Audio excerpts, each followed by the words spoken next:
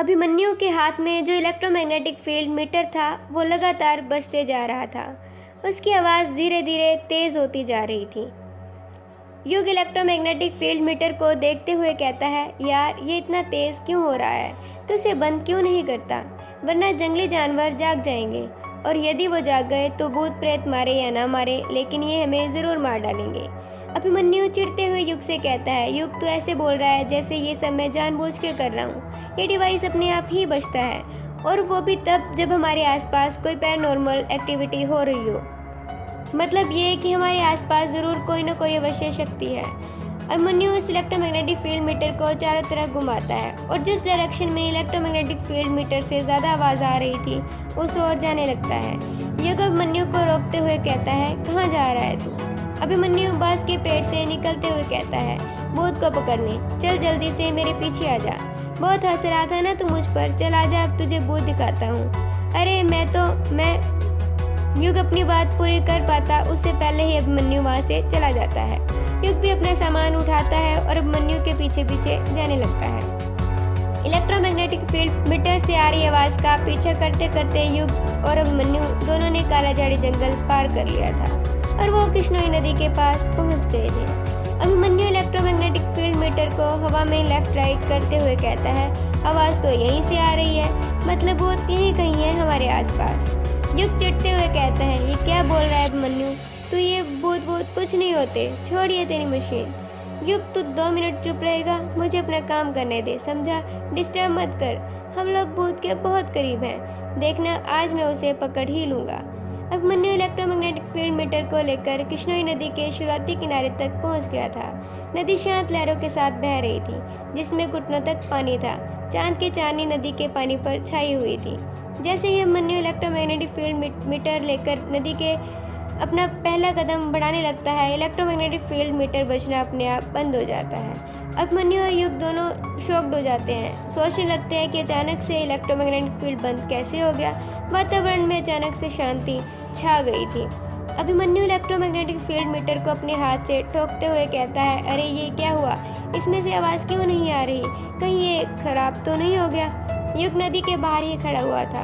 वो वहीं से अभिमन्यु को ताना मारते हुए कहता है, खराब तो तब होगा ना जब ये सही होगा, इतना घटिया तो है। तेरे डिवाइस क्या नाम बताया था तूने? हाँ, इलेक्ट्रोमैग्नेटिक फील्ड मीटर। तुझे पता है इसने आवाज़ करना बंद क्यों कर दी? अभिमन्यु उदासी के साथ पूछता है, क्यों? क्योंकि शायद तुझे पता नहीं है, इलेक्ट्रोमैग्नेटिक फील्ड का एटमॉस्फेयर पर फर्क पड़ता है। मतलब ये कि जब वातावरण चेंज होता है तो मैग्नेटिक फील्ड भी चेंज हो जाता है, जिस कारण जब हम जंगल से यहाँ तक आए तो इसने यहाँ पर आकर आवाज़ करनी बंद कर दी, क्योंकि जंगल के अंदर के एटमॉस्फेयर में और नदी के पास के एटमॉस्फेयर में बहुत डिफरेंस है। तुझे कैसे पता ये सब? इलेक्ट्रॉनिक एंड इलेक्ट्रिकल इंजीनियर हूँ बेटा, इतना तो पता ही होगा। तेरी तरह ज्वाला चाप पैरानॉर्मल एक्टिविटी एक्सपर्ट नहीं हूँ। मैं नहीं मानता, मुझे तो लगता है कि ये मेरा डिवाइस हमें बिल्कुल सही जगह पर लाया है। युग अभिमन्यु को घूरते हुए कहता है, और तुझे ऐसा क्यों लगता है? इसके 2 कारण हैं। पहला कारण ये है कि जब हम जंगल से नदी तक आए तो उस बीच में एटमॉस्फेयर चेंज हुआ, तब ये बंद क्यों नहीं हुआ? यह नदी पर आकर ही बंद क्यों हुआ? युग हैरानी के साथ पूछता है। और दूसरा कारण ये कि आज से 13 साल पहले यक्षिणी हर पूर्णिमा और अमावस्या की रात कृष्णोई नदी पार करने वाले मर्दों के साथ संभोग करके उसके दिल का खून पीकर उन्हें मार देती थी। युग शॉक्ड हुए कहता है, तो ये कहानी तुझे भी पता है? ये कहानी नहीं है, हकीकत है, और ये बात बंगला मुंडा और अंगाचा गांव के बच्चे को पता है, समझा? छोड़ ये सब।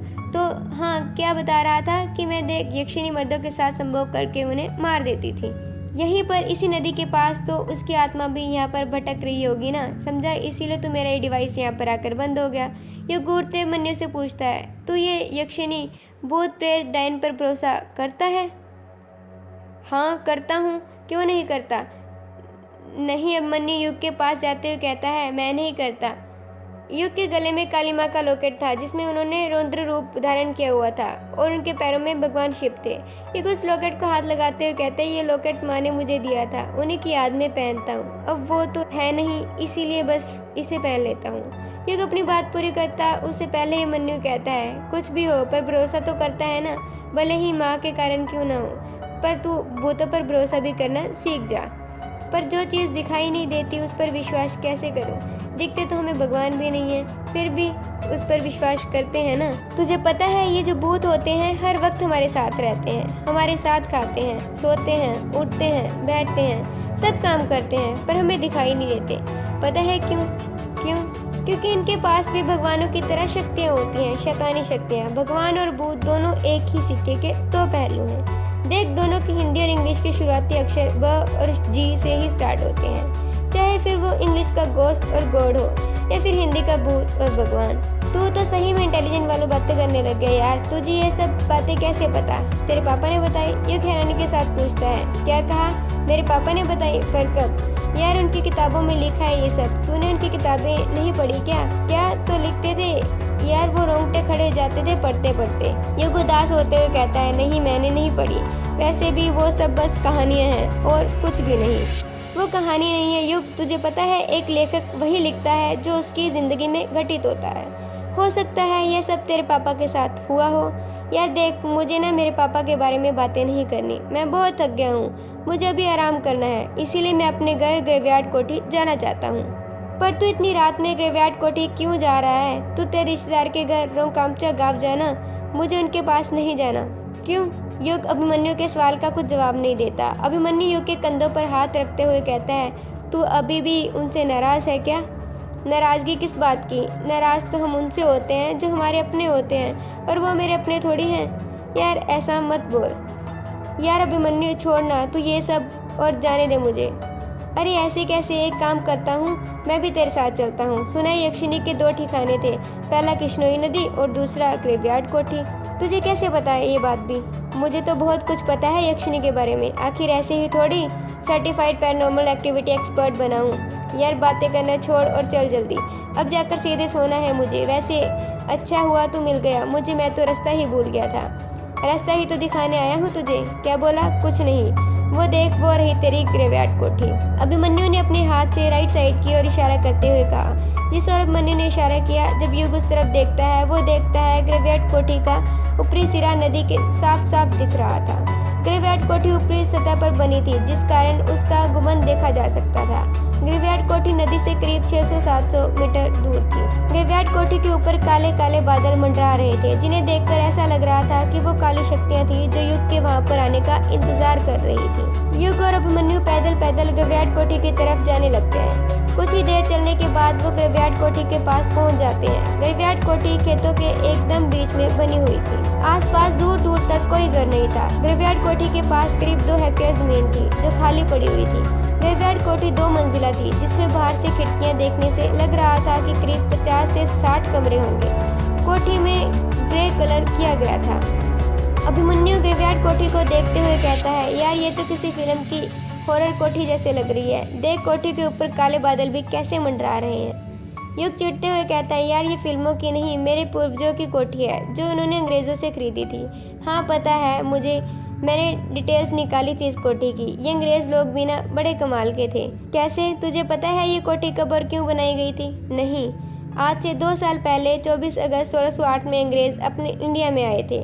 उस वक्त उनका भारत में शासन नहीं था और ना ही उनके रहने के लिए कोई ठिकाना हुआ करता था। जब वो मेघालय में आए तो उन्हें अपने बंगला मुंडा गांव में भी रहने नहीं दिया गया, क्योंकि अंग्रेज़ गाय सूर खाते थे और हमारे हिंदू धर्म में गाय को देवी की तरह पूजा जाता है। उस वक्त अंग्रेज़ों ने एक जनरल ने मोटी रकम देकर ज़मीन खरीदनी चाहिए, पर गांव वालों ने मना कर दिया। फिर क्या हुआ? होना क्या था हम सबको पता है। इंडिया में लालची लोग भरे हुए हैं। उस वक्त बंगला मुंडा के राजा अंग्रेज़ों से मोटी रकम भी हथियाना चाहते थे और प्रजा को निराश भी नहीं करना चाहते थे। इसीलिए उन्होंने बंगला मुंडा बाग के बाहर जो कब्रिस्तान वाली ज़मीन थी उन्हें बेच दी। गांव वाले तो दिन में भी वहां जाने से डरते थे, पर अंग्रेज कहाँ किसी से डरने वाले थे। उन्हें भारत का खजाना जो लूटना था, उन्होंने कब्रिस्तान के ऊपर ही कोठी बना दी। गांव वाले शुरू में इसे लाशों वाली काठी कहते थे, फिर अंग्रेज़ों ने इस ग्रेवयार्ड कोठी नाम दे दिया। अच्छा, जब भी दूसरे गांव से अंग्रेज सैनिक आते थे तो उन्हें यहीं पर ठहराया जाता था, यहीं पर खातिरदारी की जाती थी। यहाँ पर रात भर मुजरा चलता था, तवाइफें नाचा करती थी। और तू कह रहा था ना कि ये यक्षिणी नहीं होती। तुझे पता है यहाँ के अंग्रेज अफसरों ने अपनी डायरी में यक्षिणी का जिक्र किया है। यक्षिणी का नाम सुनकर युग चिढ़ जाता है और चिढ़ते हुए कहता है, तेरी ये कहानी खत्म हो गई तो क्या अब हम कोठी के अंदर चलें? ये रात भर यहीं कहानी सुनाने वाला है। हाँ चल, मैंने रोका है तुझे। ग्रेवयार्ड कोठी का दरवाजा करीब 10 फुट ऊंचा था। जब युग और अभिमन्यु दरवाजे के पास पहुंचते हैं तो मन्यु देखता है कि दरवाजे पर एक बड़ा सा ताला लगा हुआ था जिस पर जंग लग गया था। अभिमन्यु ताले को हाथ लगाते हुए कहता है, अरे इस पर तो ताला लगा हुआ है, तेरे पास ताले की चाबी है क्या? युग अपना बैग टोलते हुए कहता है, रखी तो थी इसकी चाबी मेरे पास, कहाँ गई दिख क्यों नहीं रही? हाँ ये रही।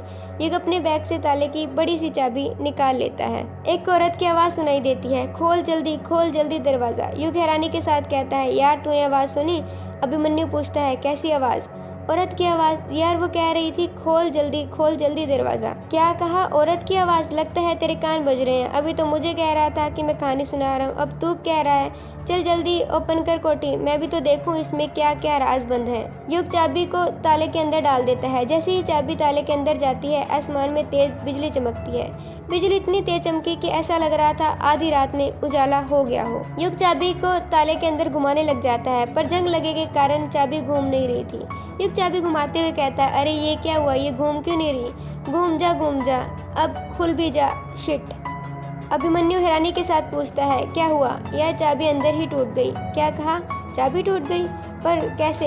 यार इतनी पुरानी चाबी है, ऊपर से जंग लगी हुई है, तो टूटेगी ना। अभिमन्यु अपने सर पर हाथ रखते हुए कहता है, तो फिर अब क्या करें? युग कुछ कहता उससे पहले एक औरत की आवाज़ सुनाई देती है, पत्थर उठा और तोड़ दे ताला। युग कहता है, अच्छा आइडिया है, पर तू लड़की की आवाज़ में क्यों बोल रहा है? अभिमन्यु हैरानी के साथ कहता है, मैंने क्या कुछ बोला, मैं तो अब से चुप ही हूँ ना। युग अभिमन्यु की बात पर ध्यान नहीं देता। वे पास में ही जमीन पर रखा बड़ा सा पत्थर उठाता है और उसकी मदद से दरवाजे पर लगा ताला तोड़ने लग जाता है। 3 बार पत्थर से ताले पर वार करने पर ही फट से ताला टूट जाता है। जैसे ताला टूटता है, औरत के चीखने की आवाज़ सुनाई देती है। युग कुंडी खोलकर दरवाजे को अपने हाथों से धक्का देने लगता है, पर दरवाजा इतना भारी था कि उस अकेले से धक्का नहीं दिया जा रहा था, इसलिए अभिमन्यु भी उसकी मदद करने लग जाता है। अभिमन्यु और युग अपनी पूरी ताकत दरवाज़ा खोलने में लगा देते हैं। दरवाज़ा खुलने की आवाज़ आती है। जैसे ही दरवाज़ा खुलता है, दरदराते हुए जोरों से बारिश होने लगती है। दरवाज़ा खुलते ही एक औरत की फिर से चीखने की आवाज़ सुनाई देती है। युग डरते हुए कहता है, कौन है? कोठी के अंदर से औरत की आवाज़ सुनाई देती है, मैं यक्षिणी, तेरी मौत। आगे का एपिसोड देखने के लिए चैनल को सब्सक्राइब करें।